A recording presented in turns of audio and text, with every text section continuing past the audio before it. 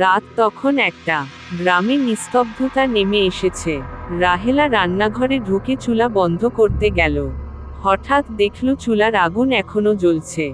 অথচ সে নিজেই ঘণ্টাখানেক আগে আগুন নিভিয়ে দিয়েছিল। ভাবল, হয়তো বাতাসে আবার আগুন ধরে গেছে। পানি ঢেলে নিভিয়ে ফিরে এল ঘরে।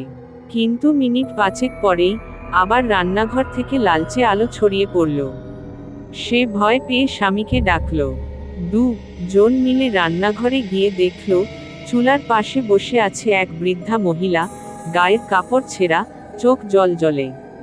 সে আগুনের দিকে তাকিয়ে বলল, আমার ভাত তো এখনো হয়নি মা।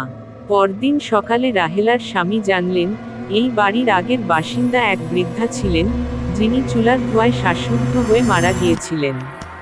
তখনও তার ভাত হয়নি। রাহেলা আর কখনো রাতে রান্নাঘরে যায়নি।